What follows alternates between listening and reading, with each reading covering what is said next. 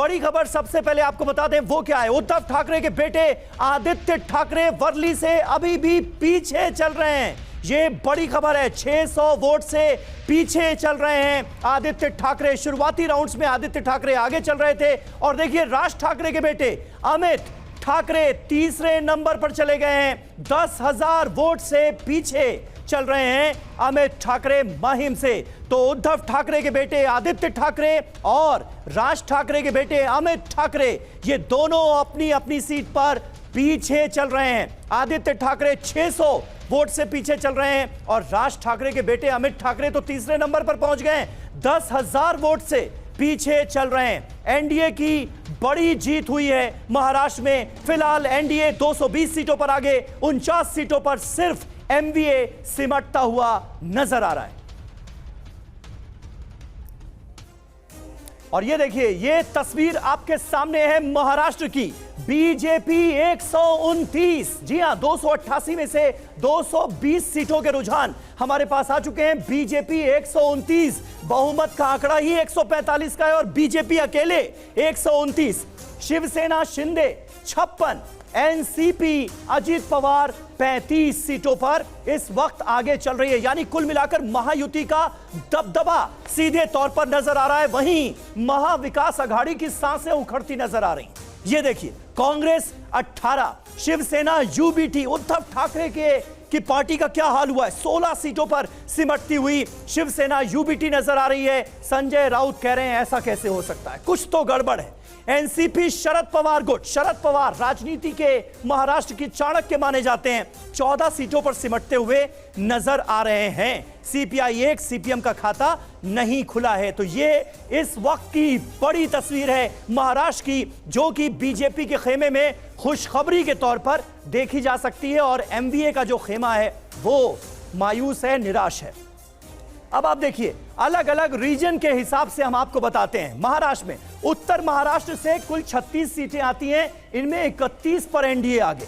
विदर्भ से 60 सीटें आती हैं, 44 पर एनडीए आगे। मराठवाड़ा 47, 35 पर बीजेपी आगे और 10 पर एमवीए आगे। एमवीए और एनडीए का एक कंपैरिजन मैं आपके सामने कर देता हूं। कोंकण 39 सीटें, 34 सीटों पर एनडीए आगे, सिर्फ 3 पर एमवीए आगे।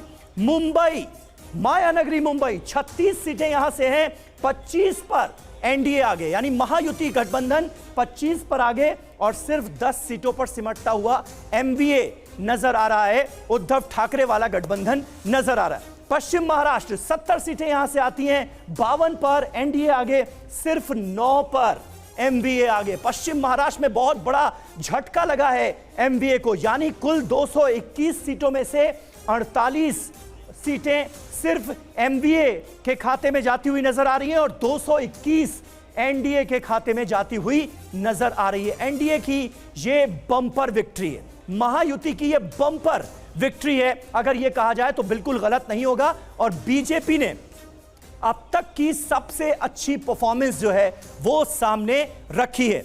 अब आइए आ जाते हैं शिवसेना यूबीटी का क्या हुआ। उम्मीदवार देखिए 95 उतारे, जीत हुई 16 पर, हार हुई 79 पर। यानी स्ट्राइक रेट जो रहा शिवसेना यूबीटी का वो क्या रहा, 16.8%, 16.8%। यह हुआ पार्टी विभाजन का नतीजा, जो कि पूरी तरह से किसके फेवर में गया, शिंदे के फेवर में गया, एकनाथ शिंदे के फेवर में। क्योंकि इनका स्ट्राइक रेट देखिए आप 69%, 81 सीटों पर इन्होंने अपने कैंडिडेट उतारे, 81 सीटों पर 56 पर जीत हासिल होती हुई नजर आ रही। क्या शानदार स्ट्राइक रेट है, 69% का स्ट्राइक रेट।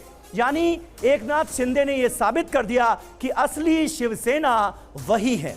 उद्धव ठाकरे के लिए बड़ा झटका। अब पार्टी विभाजित तो एक और हुई, एनसीपी। अजीत पवार ने एनसीपी को अपने नाम कर लिया और शरद पवार अलग हो गए। अब उसका नतीजा क्या हुआ ये आप देखिए। एनसीपी अजीत पवार 59 सीटों पर अपने कैंडिडेट उतारता है, 35 सीटों पर जीत हासिल होती हुई नजर आ रही है रुझानों के हिसाब से। 24 सीटों पर हार का उन्हें सामना करना पड़ सकता है। अब स्ट्राइक रेट देखिए 59.3%, यानी 59% स्ट्राइक रेट के साथ अजीत पवार ने यह साबित कर दिया है कि एनसीपी के दादा वही हैं। शरद पवार के लिए बहुत बड़ा झटका है, जिन्हें मराठा क्षत्रप के तौर पर जाना जाता था महाराष्ट्र की सियासत में।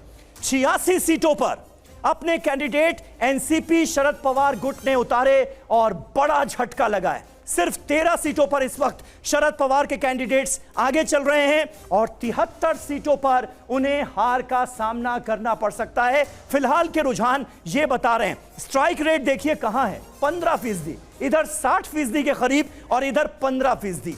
यह पार्टी विभाजन का नतीजा हुआ है, यानी एक छत्र तरीके से यह बता दिया गया है महाराष्ट्र की जनता की तरफ से कि असली एनसीपी शरद पवार की नहीं, अजित पवार की है। किसको कितनी सीटें? बीजेपी के खाते में 130 सीटें जाती हुई नजर आ रही हैं, यानी स्ट्राइक रेट आप देखिए 87.2%, 87.2% का शानदार स्ट्राइक रेट बीजेपी का नजर आ रहा है। बीजेपी की यह अब तक की सबसे शानदार परफॉर्मेंस है महाराष्ट्र के अंदर। किसने सोचा था कि ऐसा होगा? कोई एंटी इनकम्बेंसी थी नहीं। ये आंकड़े तो ये बता रहे हैं। कांग्रेस देखिए 18 सीटें कांग्रेस को मिलती हुई नजर आ रही हैं सिर्फ, यानी महाराष्ट्र में कांग्रेस को बड़ा झटका लगा है। अब एनडीए का प्रदर्शन, कुल उम्मीदवार देखिए 149, बीजेपी के जीते कितने?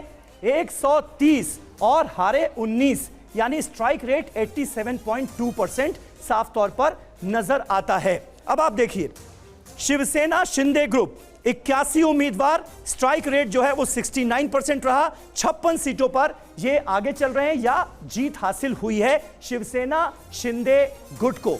असली शिवसेना यही है, कानूनी तौर पर तो ये साबित हुआ था, लेकिन अब महाराष्ट्र की जनता ने भी इस पर मुहर लगा दी है। यह निश्चित तौर पर उद्धव ठाकरे के लिए बहुत बड़ा झटका है। एनसीपी एपी यानी अजित पवार गुट, कुल उम्मीदवार 59, जीत रहे हैं 35, हार रहे हैं 24। अगर स्ट्राइक रेट देखें मौजूदा रुझानों के हिसाब से तो 59.3% का है, यानी अजीत दादा पवार ने भी अपनी दादागिरी जो है वो साबित कर दी है महाराष्ट्र की सियासत में। लेकिन अब हम जिक्र एमवीए का भी कर लेते हैं। एमवीए का क्या हाल हुआ है आइए आपको यह भी बताते हैं, क्योंकि इस विधानसभा चुनाव के नतीजे उद्धव ठाकरे के लिए बहुत बड़ा झटका है। पार्टी हाथ से चली गई और जनादेश भी उनके पक्ष में नहीं आया। यह देखिए एमवीए का लेखा जोखा, कांग्रेस ने कुल उम्मीदवार उतारे 101, 18 सीटों पर उसके कैंडिडेट आगे चल रहे हैं। 83 सीटों पर उन्हें हार का सामना करना पड़ सकता है। मौजूदा रुझानों के हिसाब से जो स्ट्राइक रेट आ रहा है वो 17.8% यानी 17.8% का ही है। कांग्रेस के लिए यही वजह है कि ये बड़ा झटका है। अब शिवसेना यूबीटी, इनके लिए तो और बड़ा झटका है। 95 उम्मीदवार उतारे और जीत रहे हैं सिर्फ 16। ये उद्धव ठाकरे ने कभी सोचा नहीं होगा, ऐसा नतीजा है। इसीलिए शिवसेना यूबीटी ये कह रही है कि कुछ तो गड़बड़ है। 79 सीटों पर इनके कैंडिडेट पीछे चल रहे हैं। स्ट्राइक रेट घटकर सिर्फ 16.8% तक आ गया है। अब एनसीपी शरद पवार गुट 86 उम्मीदवार उतारे और स्ट्राइक रेट जो है वो सिर्फ 15% है, 15%। 73 उम्मीदवार एनसीपी शरद पवार के हारते हुए नजर आ रहे हैं। सिर्फ 13 कैंडिडेट्स जीतते हुए नजर आ रहे हैं। अब विधानसभा चुनाव, उपचुनाव भी हुए, 48 विधानसभा सीटों पर उपचुनाव हुए, उसका लेखा जोखा भी आपके सामने। यूपी सबसे ज्यादा अहम, यूपी के उपचुनाव, मीरापुर सीट जो है वो आरएलडी आगे, कुंद्र की बीजेपी, गाजियाबाद बीजेपी, खैर बीजेपी, सीसामऊ और करहल, ये 2 सीटें जो हैं वो समाजवादी पार्टी के खाते में जाती हुई फिलहाल नजर आ रही हैं। फूलपुर बीजेपी और एक और कटहरी सीट, इस पर भी समाजवादी पार्टी के कैंडिडेट आगे चल रहे हैं। मझवा सीट भी बीजेपी के खाते में जाती हुई नजर आ रही है। तो कुल मिलाकर जो आंकड़ा है वो देखिए, बीजेपी 6 और समाजवादी पार्टी 3। अब आप आ जाइए Rajasthan, Jhunjhunu IND, Ramgarh Congress, Dausa Congress, Deoli Uniara BJP, Khinvsar BJP.